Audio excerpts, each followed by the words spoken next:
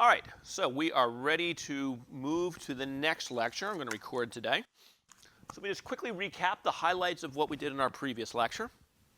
The goal of this lecture was to take all the tools that we have built and develop a theory of gravity.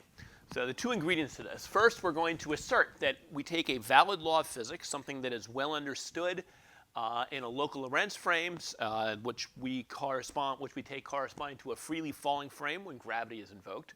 And we will carry it over into a general form by rewriting that law in a tensorial form. The example I went through was that if I assert that an object is unaccelerated, then I can normally write that by saying that the proper derivative of the velocity is 0. Or if you like, the second derivative of position along the world line is 0. That carries over to saying that the parallel transport of the four velocity along the four velocity is equal to 0.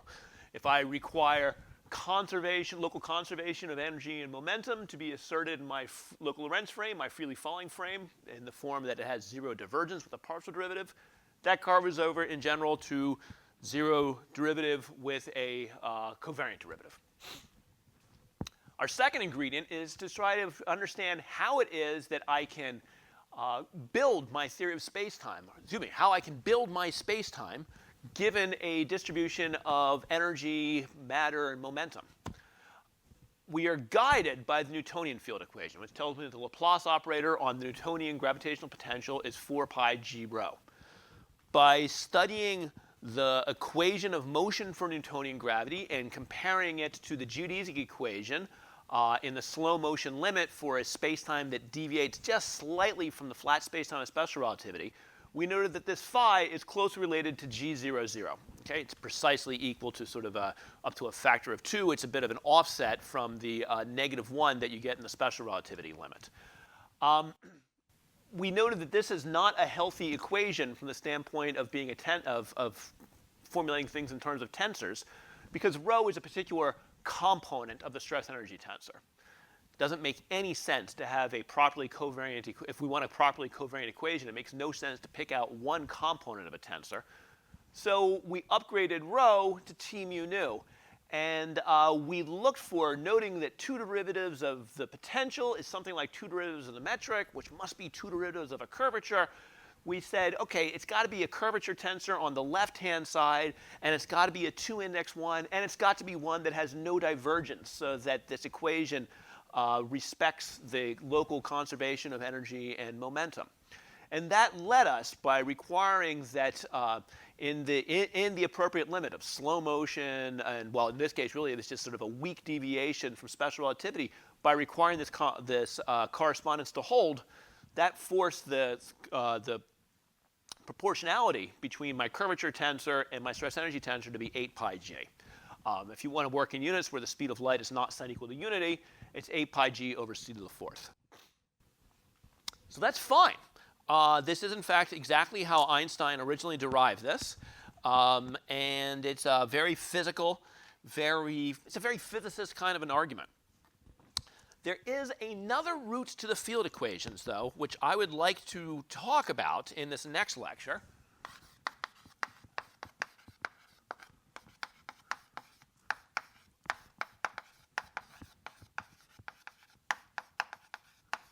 And what's interesting is that historically, this route was actually developed at almost the exact same time that Einstein developed this way of coming up with the field equations that are going to describe relativistic gravity. This particular route helps us to, I'd say it clarifies some of the choices that are made that lead to this particular framework for the field equations. And as we'll see as we get to the end of this lecture, it helps to illustrate how it might be, if general relativity is incomplete in some way, how we might systematically add a little bit of additional framework, a little bit of an additional structure. It gives us what is the most natural way to introduce additional degrees of freedom, additional ways of modifying things. So the framework I'm going to talk about today is something that allows us to much more naturally move beyond what this might be, just in case, not Einstein, at some point, we're going to likely find that general relativity is not quite adequate. It doesn't describe everything to the degree that we're able to measure everything. this will give us the tools to go beyond that.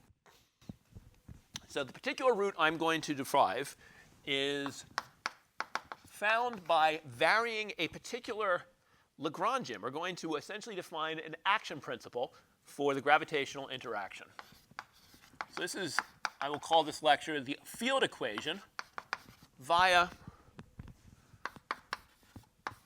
the Einstein-Hilbert action. That is the same Hilbert of Hilbert spaces, David Hilbert, mathematician, who was active at about the same time that Einstein was at his peak research productivity. As I said, this way of thinking about things and this formulation that allows us to rederive this, it was developed almost in parallel to Einstein's formulation of general relativity. So much so that they practically overlapped. But it must be said that Hilbert gives priority to Einstein on this. Hilbert gave Einstein the priority because he felt that Einstein really clarified the physics. And it was his insights that led to this way of thinking about gravity, even though in some ways he came up with a way of understanding where the field equations come from that is somewhat more elegant. So let me first sketch schematically how we are going to do this.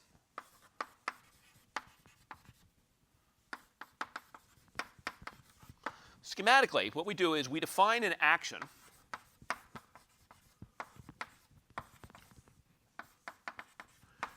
as the integral of a Lagrange density over all of spacetime.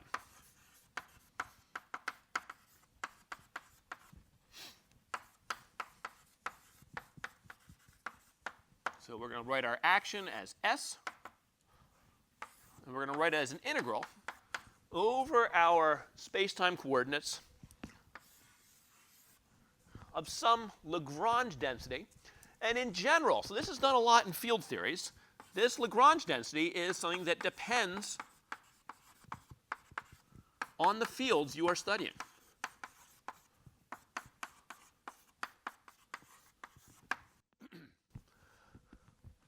The action must itself be a Lorentz scalar. Okay, if I'm working in a freely falling frame, it cannot be something that depends upon the particular frame that one is using. And so one often writes this.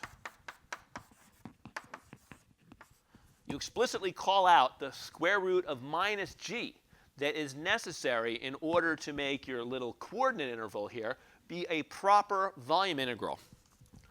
And just to make a little bit of a notational difference, let's call L hat the version of the Lagrange density that has that weighted in there like so. So this will, in fact, be, so this entire integral, both of these entire integrals are Lorentz scalars.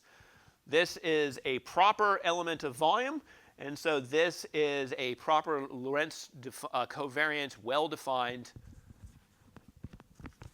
Lagrange density. So whenever you have an action principle, you proceed via an extremization procedure. So suppose your Lagrangian, I'm going to write this very schematically, suppose it depends on some set of fields. When you extremize this,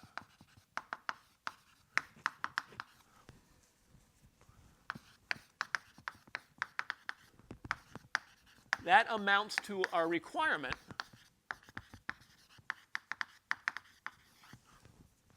that the action be stationary, be with respect to a variation in the fields.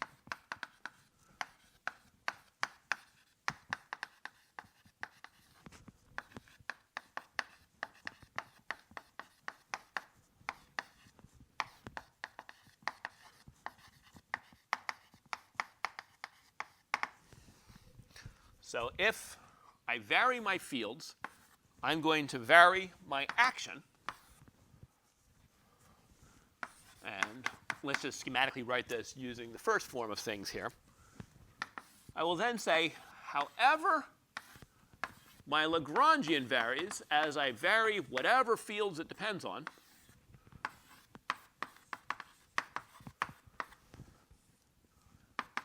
this must be 0. That is my stationarity requirement. For this to occur, for this to be valid for arbitrary field variations, I will then deduce from this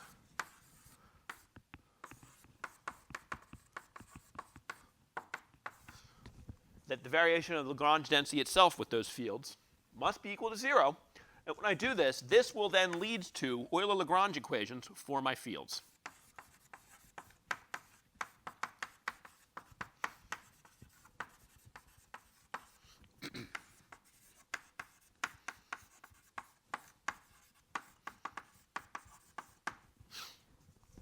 Now, many students in the class may have already seen things like this, but for those who have not, let me work through a fairly simple example. So let's imagine that I have a Lagrangian that just depends on a scalar field phi and derivatives of that scalar field.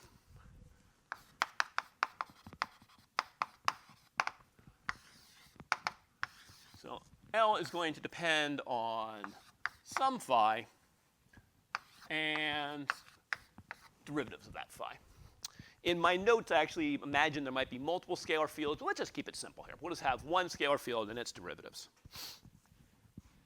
When we do our variation, it's going to be important that we treat variations of the derivative differently from variations of the field. Let us also, at the moment, I'm going to focus on flat spacetime. We'll see what happens when the spacetime is a little bit more interesting in just a few moments.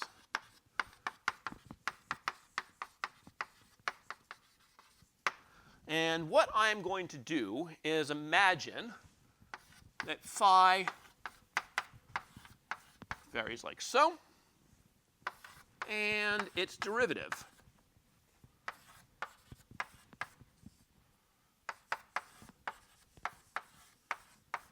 varies like so. Okay? So let's apply this. I want to look at a variation of this thing with respect to my fields. So when I do my variation of the action S, I get one term that will arise from the variation in the field phi. And I will get another term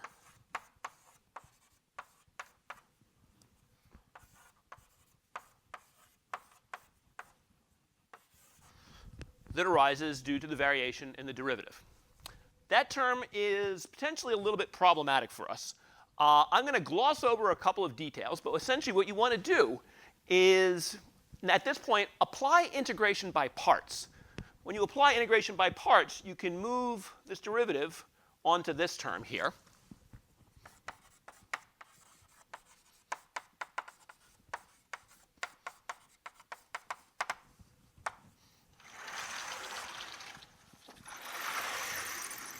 And in so doing, your delta S becomes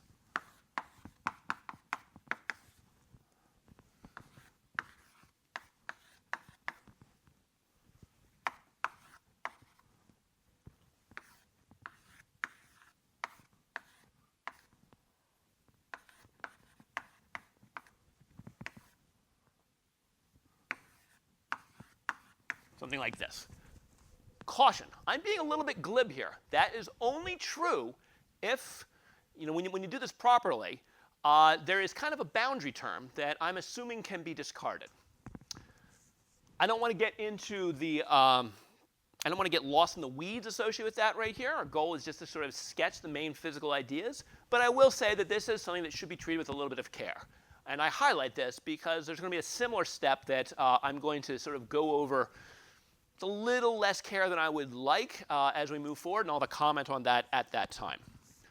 Having done this, and assuming that the discarding of the boundary term is safe for me here, actually,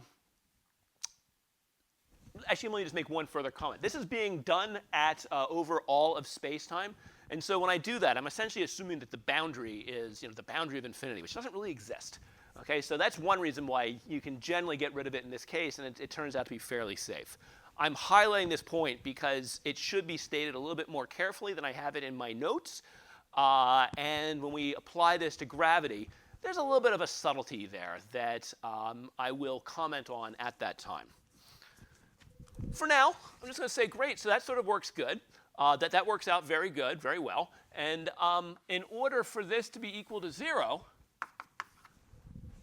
the term inside my square braces must vanish. And so I wind up with Euler-Lagrange equations.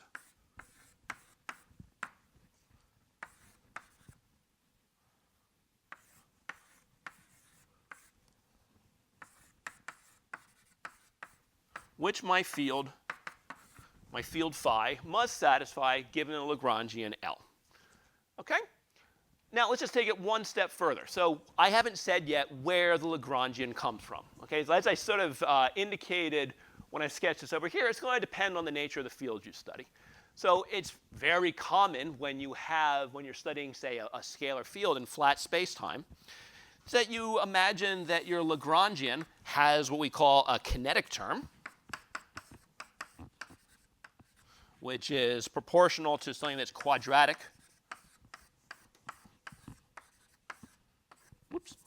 Quadratic in the derivatives of your field. If it is massive, you may have another term which sort of looks almost like a potential energy, in which you get something that looks like the field squared coupling to a parameter with the dimensions of mass.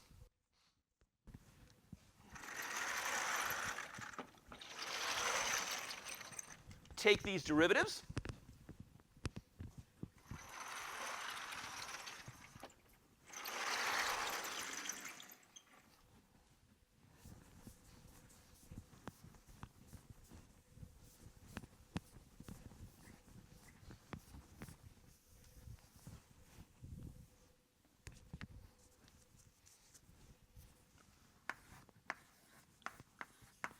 So taking the derivative of this Lagrangian with respect to the field, that's quite simple.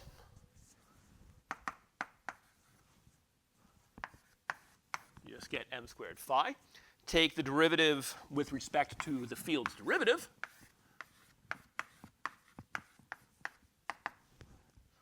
What pops out of this is, pardon me,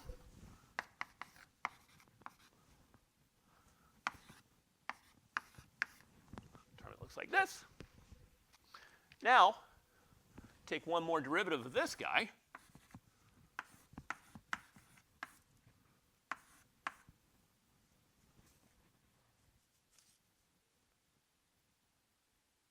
Pardon me just one second. Yeah.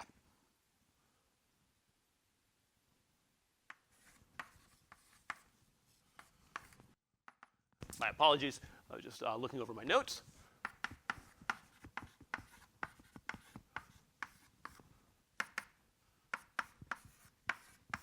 You just get the wave operator, the flat space-time wave operator acting on the field phi, and the Euler-Lagrange equations give us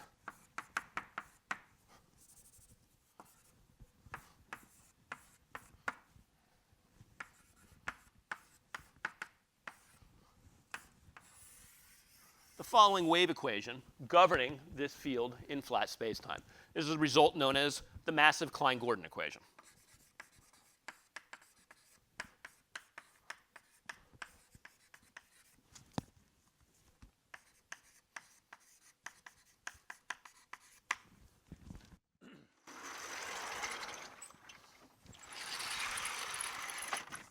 So that's great. How do we apply this to our theory of gravity?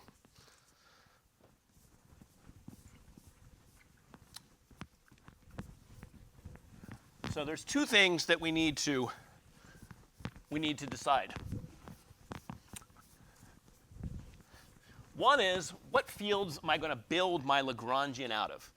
And so I'm going to come back to this point because there actually is a choice to be made here, which is it's a little non-obvious, and I'm going to have a brief aside where I discuss for a moment a slightly different way of doing it than what I'm going to cover here. But we're going to vary the metric. We're going to treat the metric as our fundamental field, and so when I write down a Lagrangian for gravity, I'm going to imagine that it's a function of the metric, and that will be the thing that I vary. The other issue is, what should I use for my Lagrangian?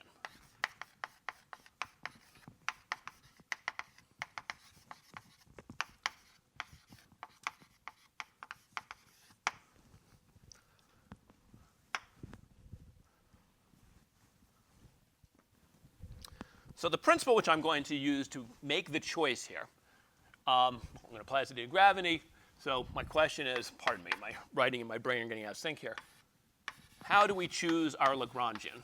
How do we choose L?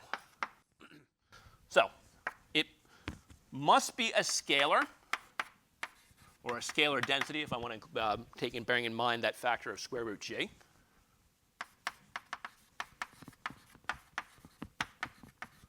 Must yield a scalar action. And here's where I'm going to make a real decision with consequences. It must be built from curvature tensors.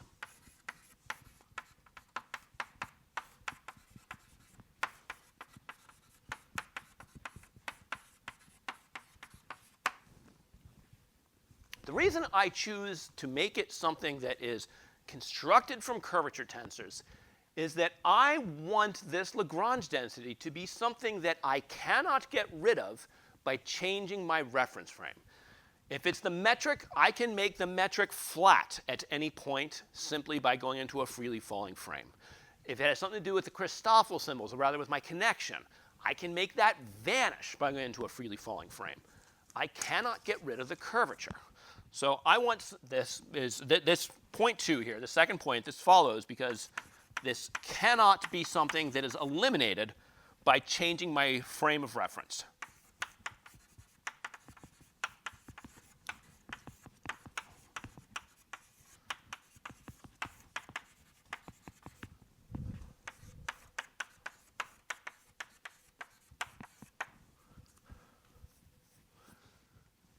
I claim, based on that the simplest action of all, the one that you should at least start with, the one that is least ornate and that encompasses these two principles,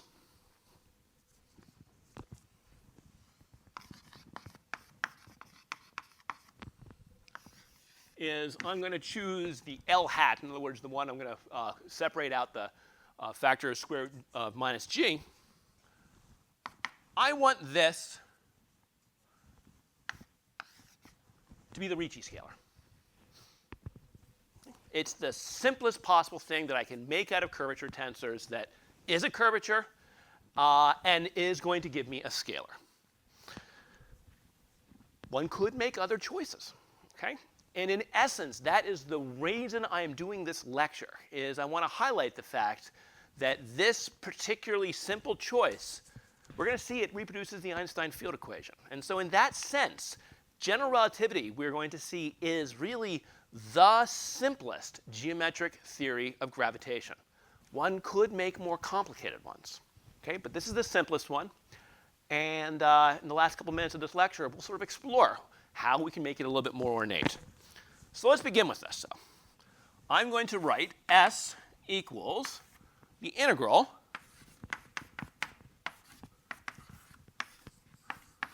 of all these things. And let's be blunt, because I'm allowed to cheat because I'm the professor. I'm going to throw in a prefactor of 1 over 16 pi g. Okay? Now, I am going to regard my curvature tensor. Like I said, I'm going to regard this as something that is built from the metric.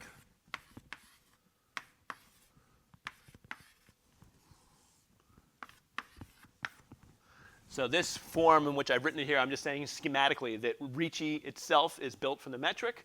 The Ricci scalar is the trace of the Ricci curvature. When I vary this thing, what I would like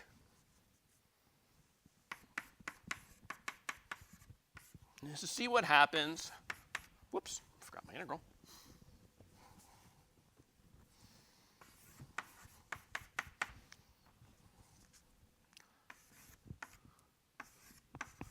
And I'm going to vary it in the following way.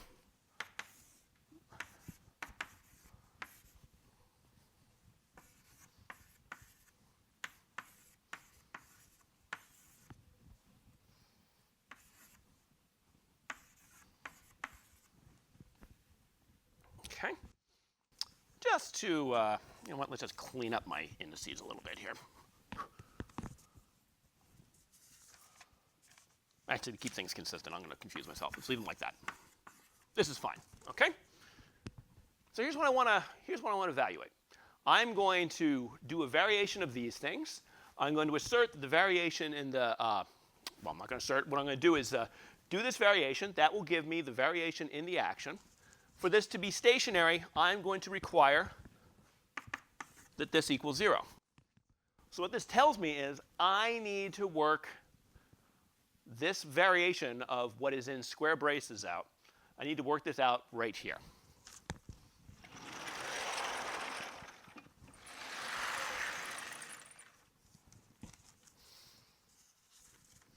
All right, so this needs to be done with some care. So let's do it.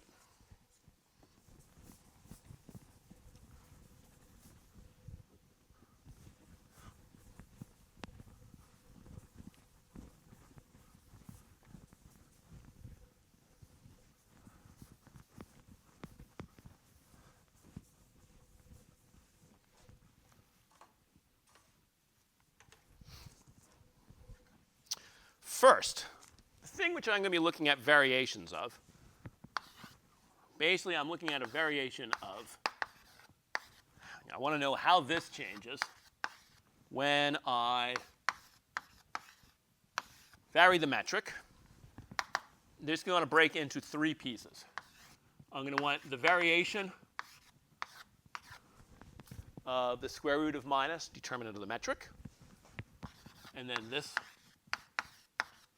will come along for the ride. I'm going to want to look at, well, I'm going to get one piece that's just the variation of the metric itself. Don't need to do too much more with that. That actually already has the factor that I want to factor out there. And then I'm going to have a term that looks like what I get when I vary my Ricci curvature. Okay? So these are the 3 pieces that I need to worry about. Really just 2. This one's kind of trivial. This one's a little more complicated. All right, so when I vary my square root of minus g term, we discussed this a little bit in a previous lecture where I introduced some what I called party tricks involving the determinant of the metric. You go back and you take a look at this.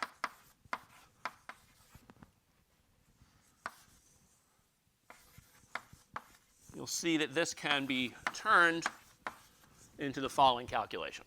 Okay? When you vary your Ricci tensor, by something of a miracle, you will discover that this can be written as a term that looks like the derivative,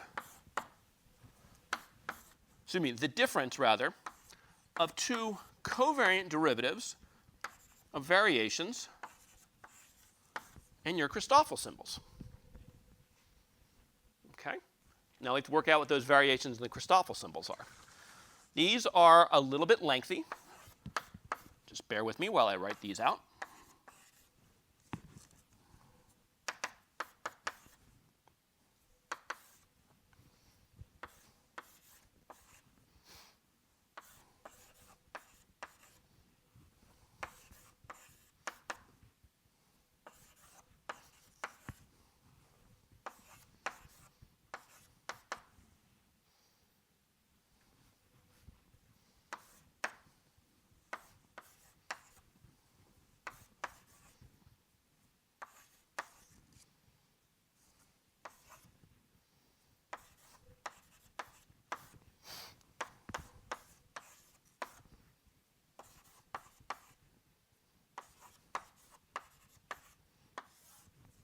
Okay.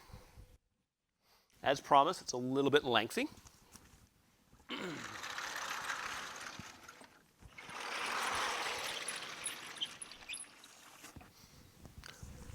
Using those 2 terms, okay, using that term, setting the indices as appropriate, and taking those covariant derivatives, what you will then find when you evaluate the important combination to give me that term that involves my Ricci variation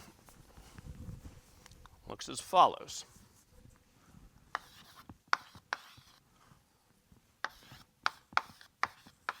So I'm going to take those things, put them together to make my delta Ricci tensor, and then trace over it. And you get a lot of cancellations when you do that, such that the final result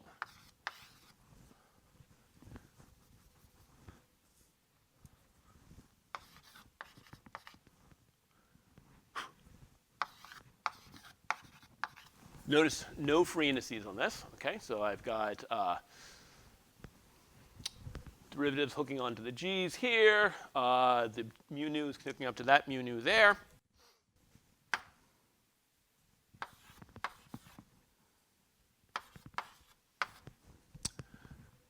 And before I manipulate this further, I'm just going to note that this is in the form of, you can write this as the divergence of some vector field. So I'm going to say that this is the divergence of VA.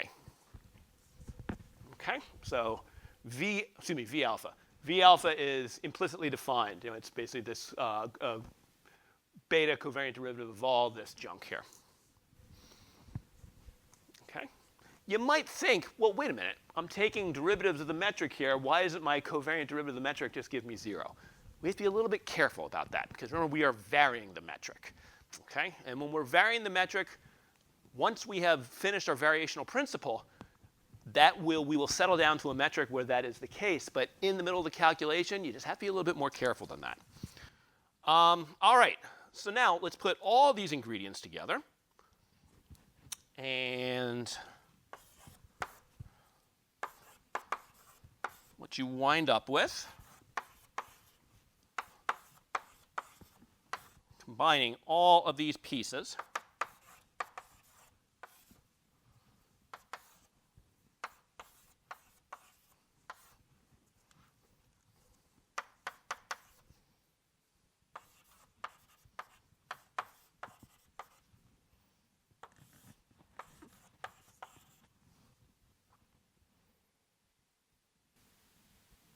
oops, pardon me.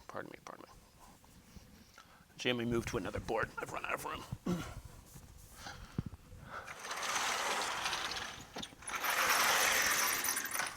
This is a lengthy expression. My apologies.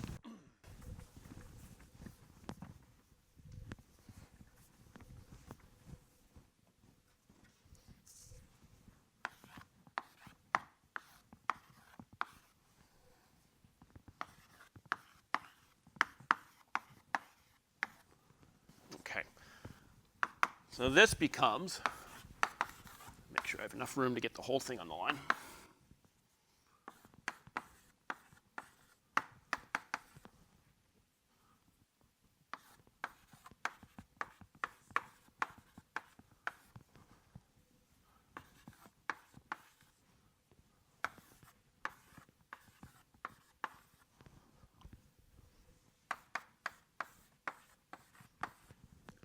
Okay.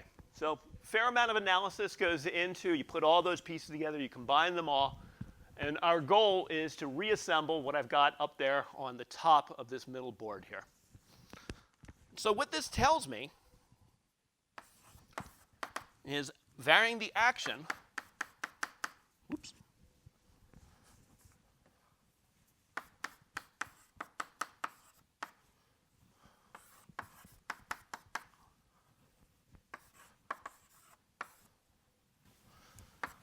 leads me to an equation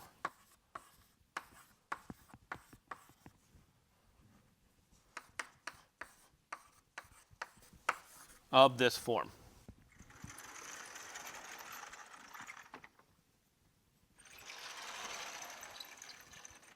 Okay, let's stop and look at this for a second. So the variation of the action gives me something that looks like the Einstein tensor contracted on my variation of my metric plus this divergence of this goofy vector field. If that divergence of the goofy vector field were not there, we would be home free. Imagine we could ignore it. I would want to set delta S equal to 0, and that would give me G alpha beta equals 0. Now, I haven't said anything about a source, so that, in fact, gives me exactly what I would need to develop my Einstein field equations, at least in the case where there's no stress-energy tensor. In a few moments, we're going to put a stress-energy tensor back into this, but that's sort of the first step. That first line, if I did not have that divergence of V, that would give me exactly what I needed there. So how do I get rid of that irritating divergence of a vector field?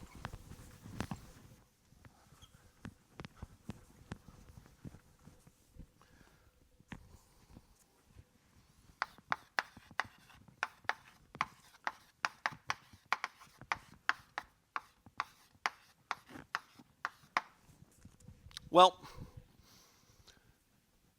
in Carroll, it's pointed out that because this is a perfect divergence and it is a proper volume integral, one can invoke the divergence theorem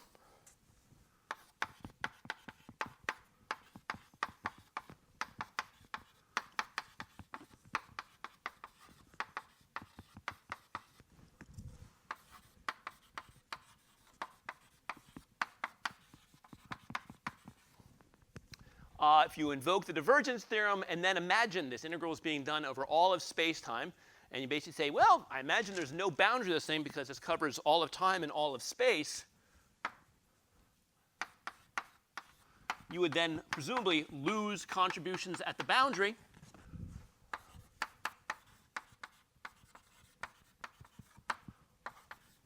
And then only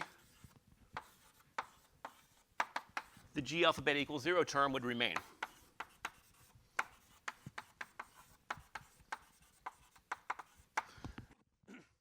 And that's not a bad physical argument. It's somewhat glib, however. Okay?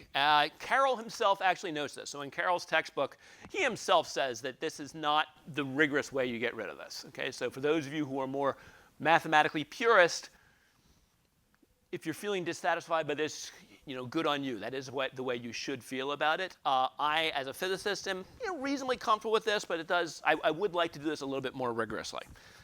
There are, in fact, two rigorous approaches to fixing this up.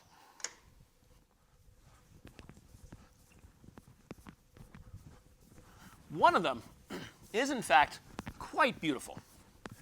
And it was my goal to overhaul this lecture and present method 1 that I'm about to write down in this lecture that I'm doing right here, right now.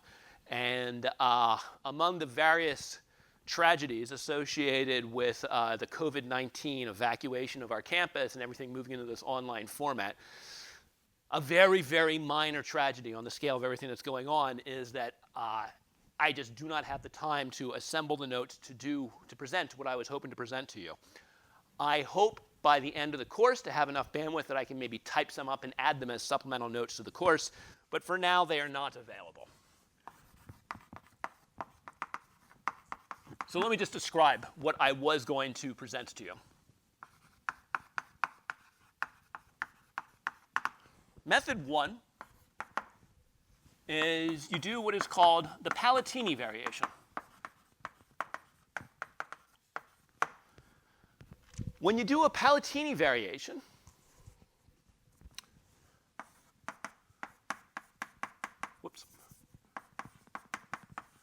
you write the metric, you write the action,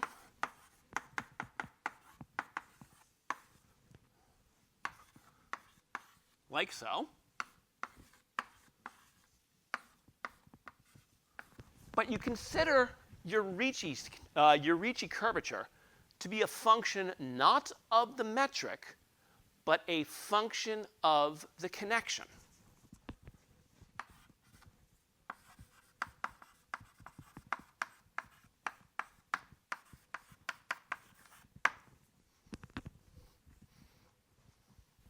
Then, when you do your variational principle, you don't just vary with respect to the metric. You vary it with both the metric and your connection coefficients.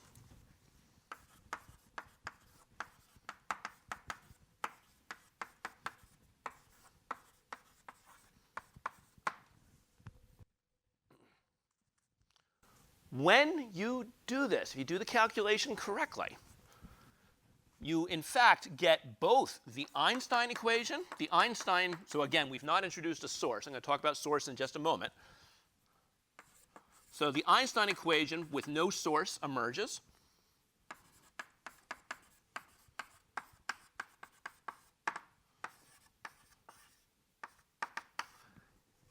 And you find that your connection must be metric compatible.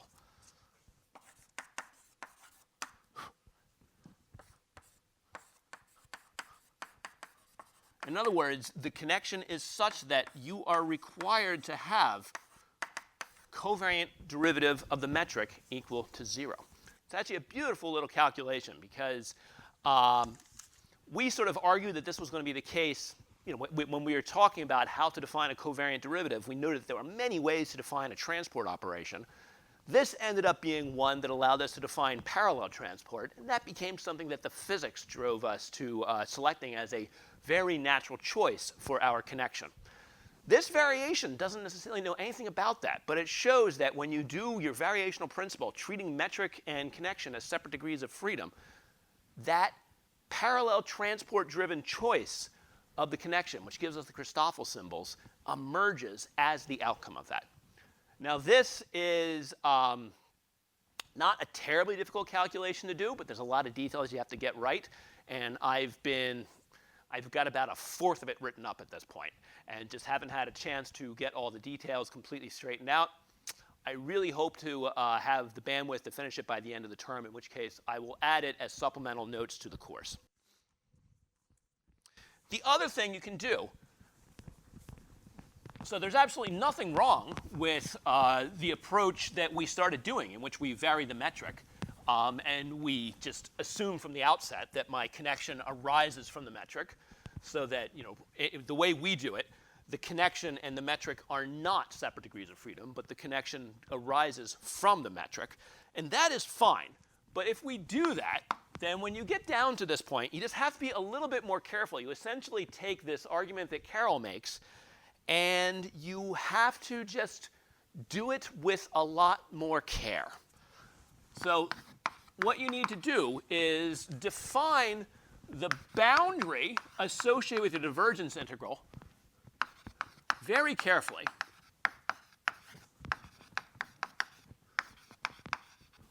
Whoops, associated with divergence integral.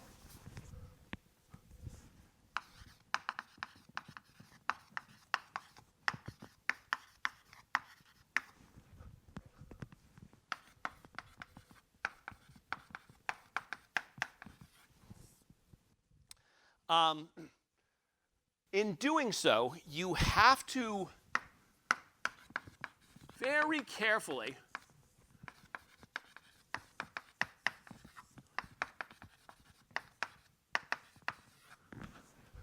treat the curvature on that boundary.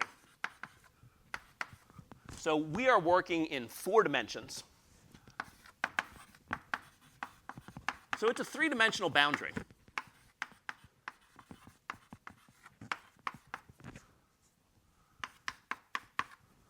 Of our 4D spacetime. You can sort of think of the boundary as being a particular sort of slice through 4-dimensional spacetime. You pick a particular 3-dimensional slice, we define that as the boundary region of this integral.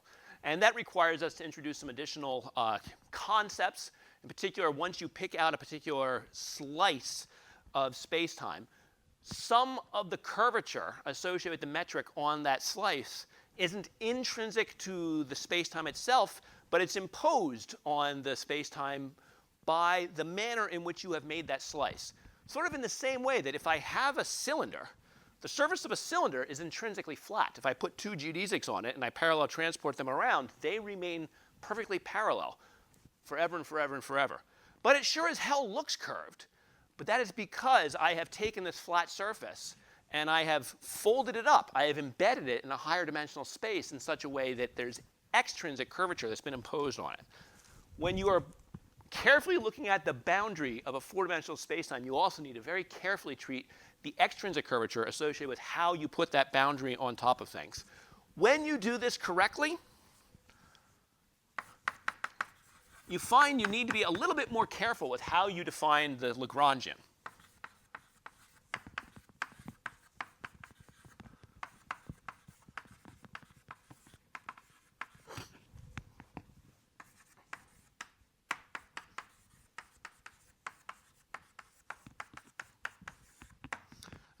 And when you, in fact, do that, you actually, it turns out you don't get that divergence term at all. You get sort of a counter term.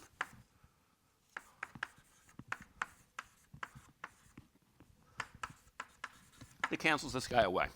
So for students who are interested in seeing this explored and discussed in a lot more rigor than I am prepared to do, this is discussed in Appendix E of Robert Wald's textbook, General Relativity.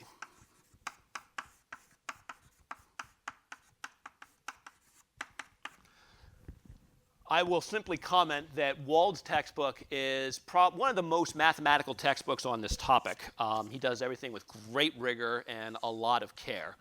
And the appendices is where he puts his particularly high-level grotty details. So this really is something that is beyond the level of where we do a one-semester course like 8962. So, you know, it's unfortunate it sort of pops up here, which is why a textbook like Carroll does this in a somewhat glib way. I am personally a fan of doing this Palatini variation, and so as I've emphasized, I'm going to try to clean that up and make that available. So what all of this ends up telling us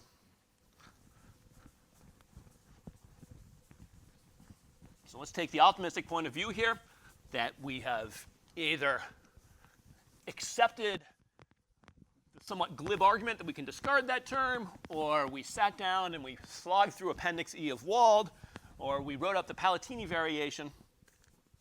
Doing this variation in that case then leads us to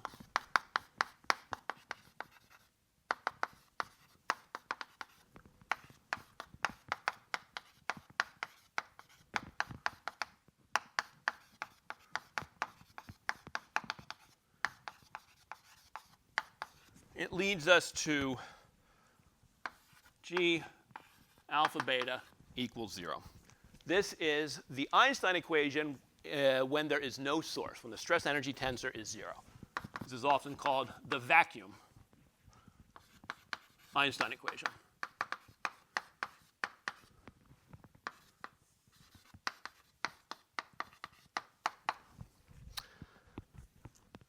More generally, we should treat the action that we are varying as the Einstein-Hilbert action plus an action associated with matter.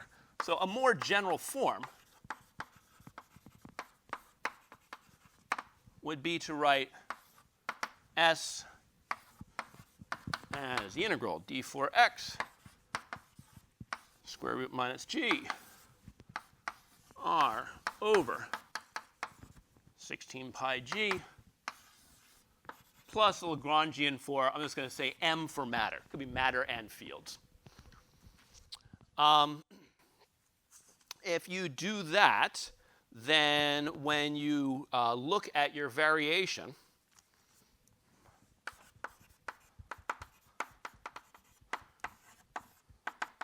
and enforce that the variation of the action equals 0, this leads you to an equation of the form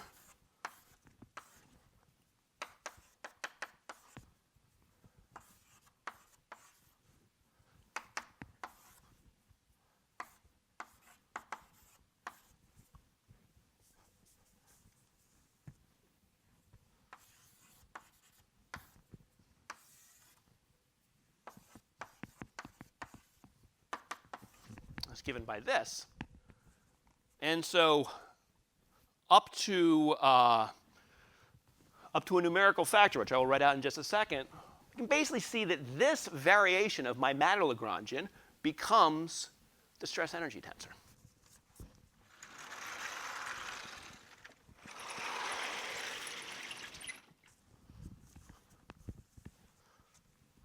In particular, if you just look at this and say, ooh, I am going to define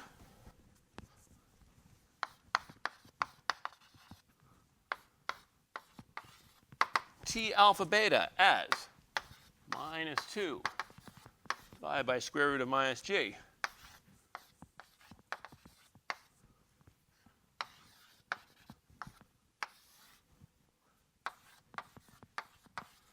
Like this, then the Einstein-Hilbert variation gives me exactly the same Einstein equation as we had before.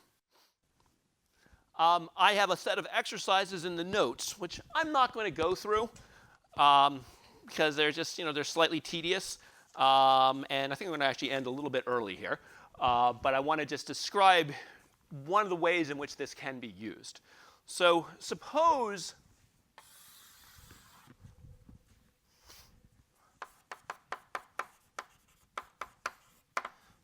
I pick as my matter Lagrangian minus 1/4 f mu nu, where f mu nu is the Faraday tensor that describes electric and magnetic fields.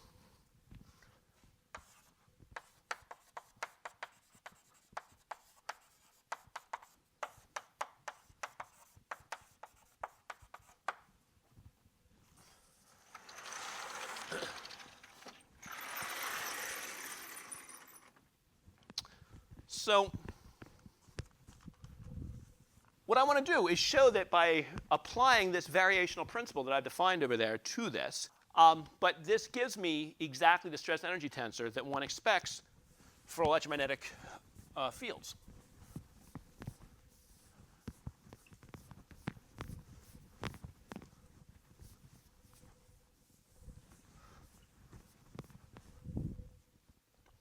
Okay, so defining my electromagnetic action, I can pull out an overall factor of minus 1/4. I integrate over my space-time coordinates. And then notice the way this is set up. So I have f mu nu upstairs, f mu nu downstairs. Let's write my f mu nu upstairs as f alpha beta downstairs, but with enough prefactors of the metric to raise those indices. So I do a variation on this.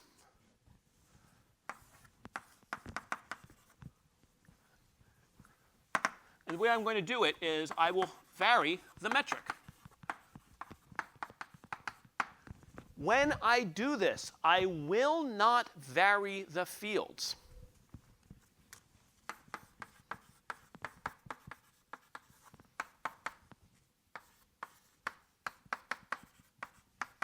Okay? If one does variations of those things, you can do that, and you can use that to do things like define your field equations. But what I want to do is just see how, by varying how the metric couples to these things, the stress energy tensor emerges. So in my notes, I go through this calculation with some care. And what emerges at the end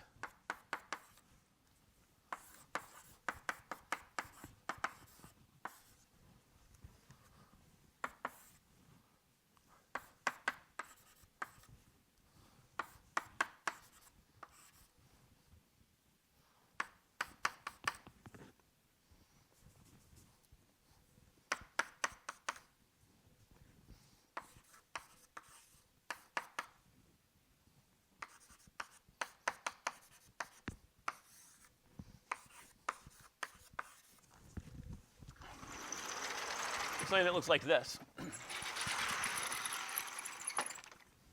And in fact, it's not too hard to show. Dig into something like a textbook like Jackson. What is in square braces there is, in fact, the standard stress energy tensor associated with the electromagnetic field. So this technique, this definition I've put in here, it does work in all the cases that we know about. And so this variational principle route to the field equations. So punchline is selecting L equals R yields the Einstein field equations.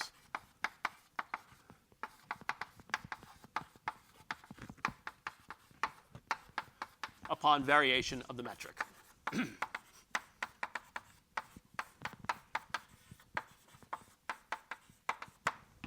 So take a sip of water here. And then the question I want you to sort of think of at this point is, so what?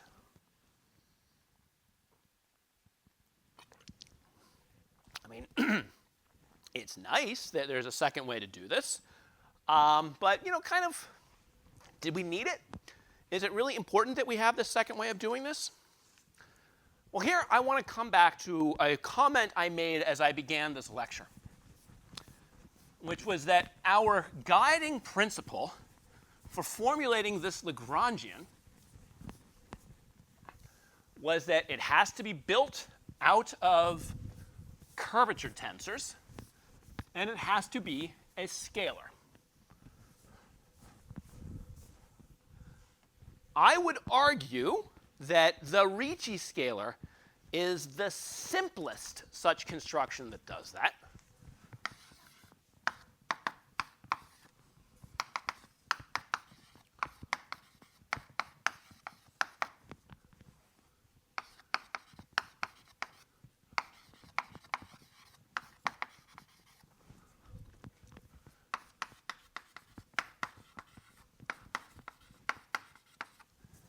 But it is not the only scalar made from curvature tensors that will do this.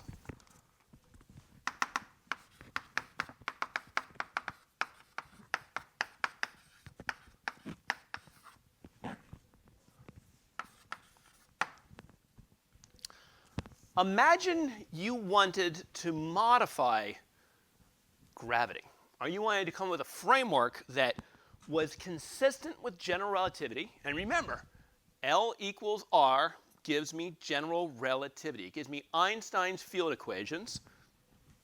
It gives me the Einstein's theory of gravity. Suppose I want to modify it in a way such that things look just like Einstein's gravity for most of the universe, but perhaps small differences kick in when the curvature is small in some sense that will need to be characterized.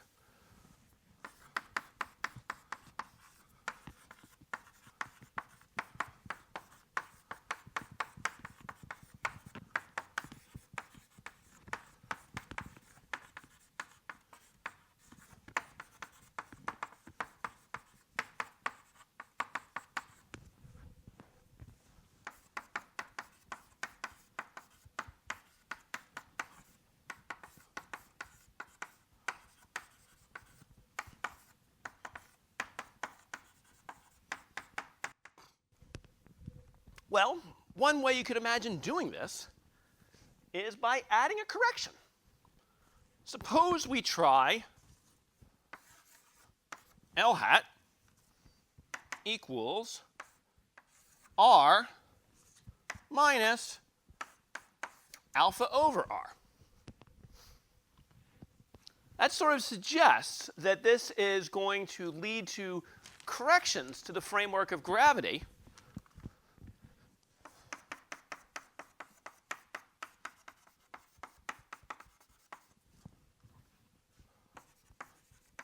when the curvature scale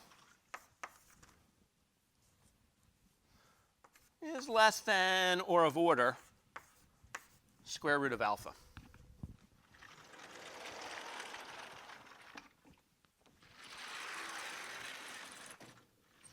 It's actually a work of a couple pages of algebra. I can take this modified Lagrangian, I can go through exactly this variational principle that we spent today doing. And when I do so, I find a new field equation coupling space-time to my sources.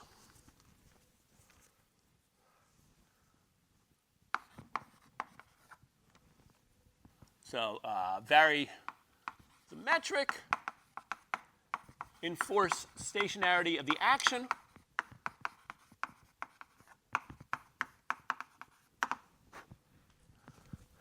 and what you get is a field equation.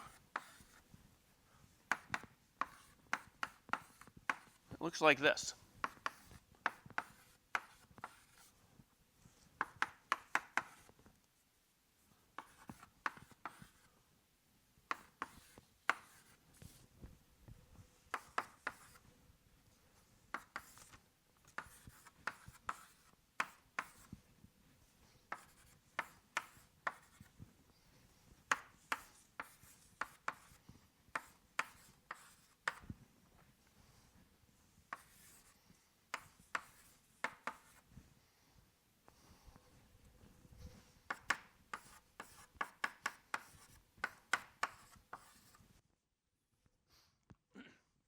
notice, set that coupling alpha to 0, and it's just g alpha beta equals 8 pi newtons g t alpha beta. But introduce this little scale here, suddenly you've got all this other stuff emerging. This is an idea that was proposed and explored in a paper, if you want to read a little bit more about this, by Sean Carroll et al., published in Physical Review D. It's now almost coming up on its second decade.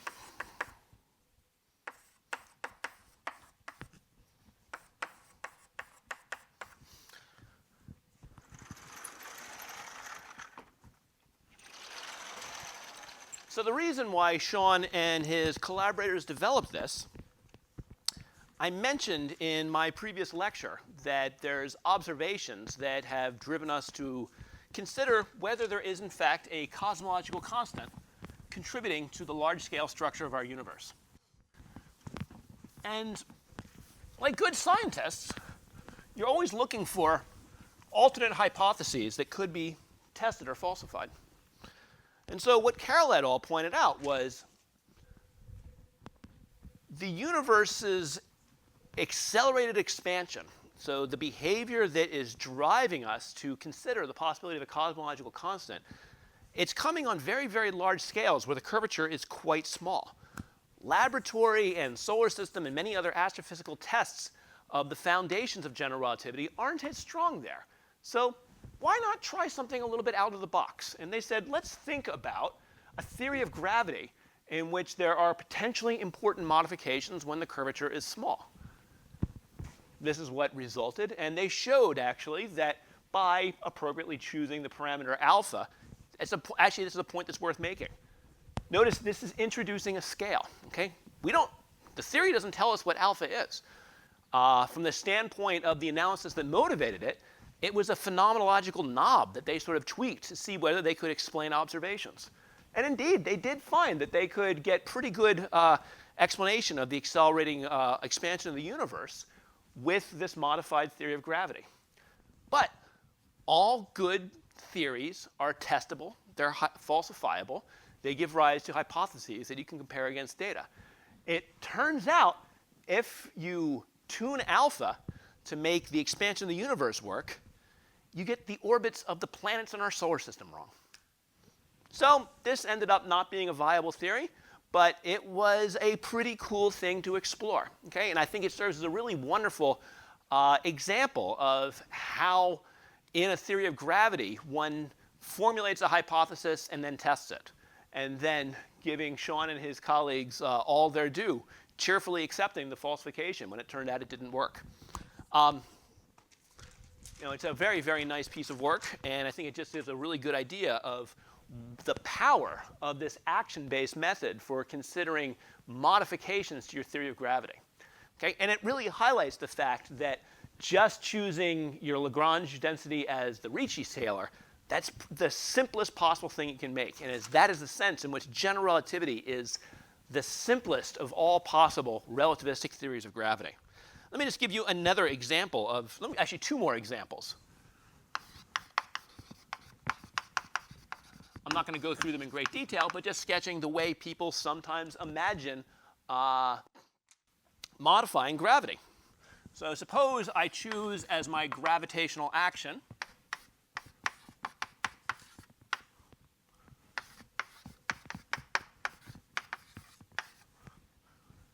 my normal Einstein-Hilbert term plus a term that goes as the Ricci curvature squared. This is something that you might expect to become important when the curvature is large.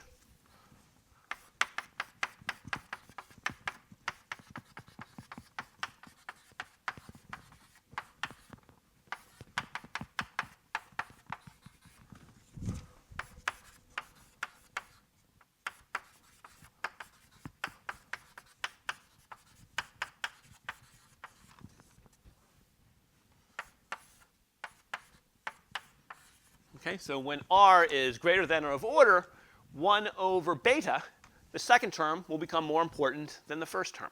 Again, we've introduced a scale.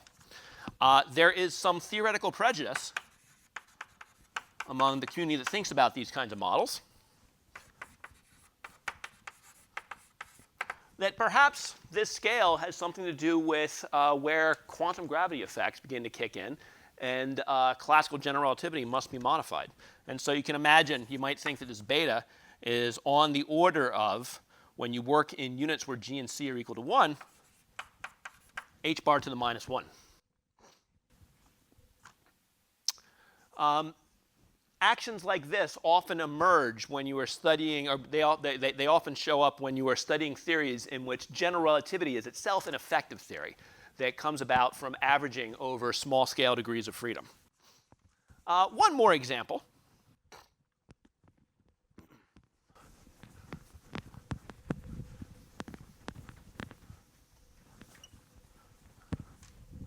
What if there were in addition to the tensor of the metric tensor, which describes the geometry of space-time, what if the manner in which the metric tensor coupled to its source varied depending on some additional field that filled all of space-time?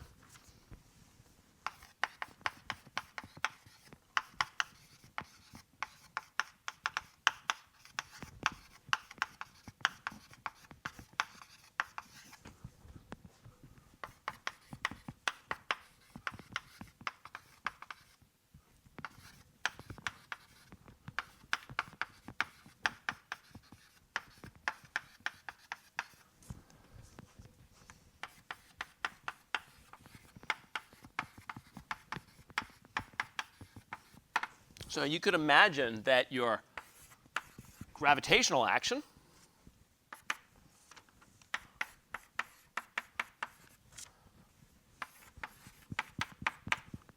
took the usual form.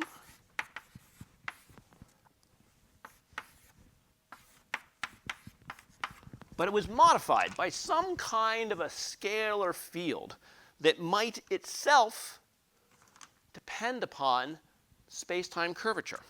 Okay? You can imagine then supplementing this with an action for this scalar field, which up to an overall constant at least, I will write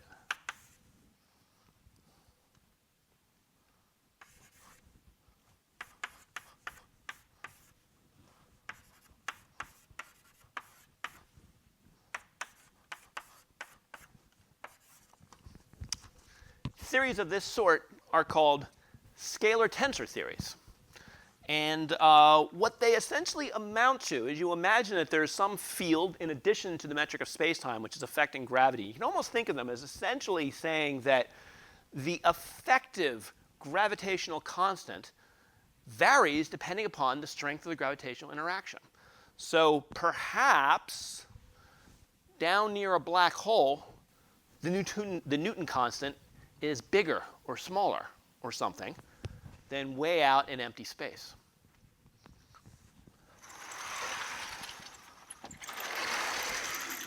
Theories of this kind arise, or I should say terms of this kind in the action, arise quite naturally in a lot of work in theoretical attempts to quantize gravity and things like that. And so people like to pay attention to these things and to see what kind of generic predictions they can make. These are known as scalar tensor theories. And if you're interested in seeing more about them, Sean Carroll's textbook has a full section describing them. A little bit out of date now.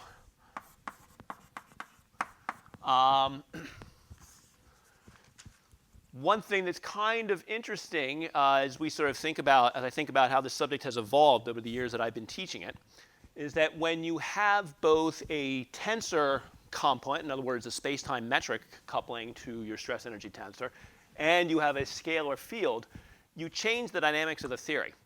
And that ends up doing things like changing the character of gravitational radiation that is emitted from a system. And so very recently, the most stringent limits on these possible modifications to general relativity have come about from things like LIGO observations, which have looked at coalescences of black holes and neutron stars.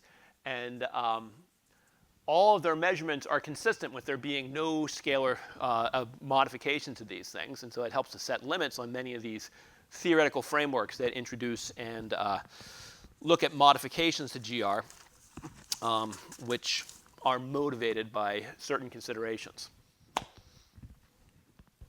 This concludes the first half of 8962.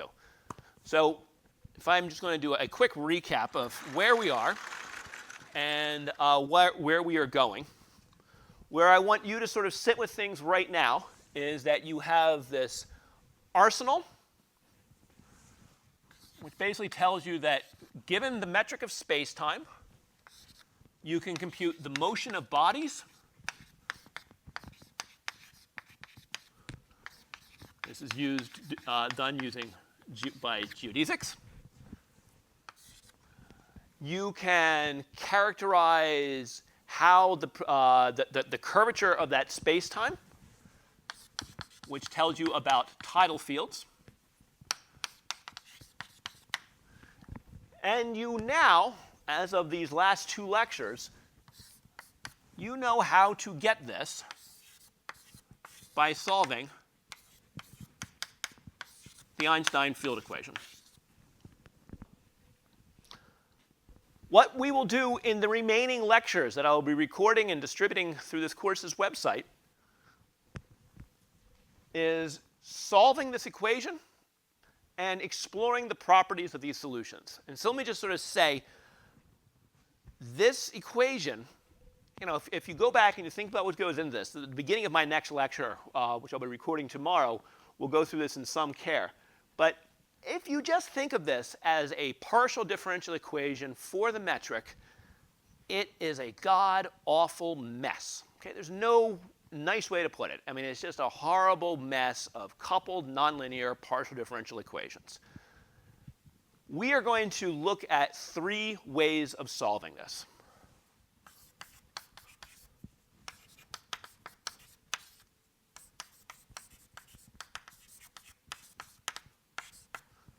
Method one, we will think about a kind of weak field expansion.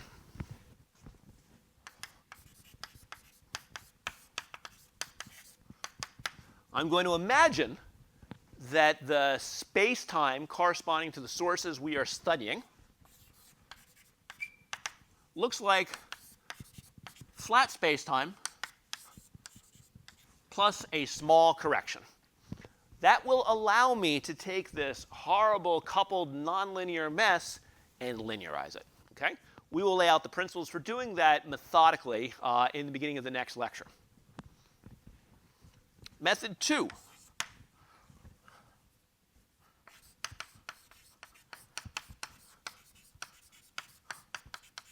We will see what happens when we assert a symmetry. One of the reasons why those equations are such a mess is that in general, there's just a tremendous number of terms that are coupling to one another, all sorts of things tying together, and it's just very, very complicated. But if we imagine that everything is, say, spherically symmetric, then that dramatically reduces the number of degrees of freedom that the space-time could have, even as a matter of principle. And so we will actually start by beginning to explore the most symmetric spacetimes of all, and I will lay out exactly what that means. And that actually turns out, at least to within our ability to observationally probe this, that appears to describe our universe on the largest scales. And so when we do the most symmetric things possible, that gives us spacetimes that work very well for describing cosmology. Making things a little bit less symmetric, but still highly, highly symmetric, that allows us to describe very strong field objects, things which I'm going to just call them stars. What I really mean by that are these are objects that are just self-gravitating spherical fluid balls. Okay? And we will see how they can sort of hold themselves up against their own gravity, what their space-time looks like. There's all sorts of interesting properties that emerge from them. And eventually, we actually find that you reach a set of configurations where there is no fluid can be allowed by let me try that sentence again. You can find configurations such that no fluid allowable by the laws of physics can give you a stable object. They produce black holes. That will basically take us essentially to the end of the course. Okay, these two things have a tremendous amount of content in them, and this is where a huge amount of the literature on general relativity has focused its attention over the past several decades. In my last lecture or so, I'm going to briefly describe general solutions.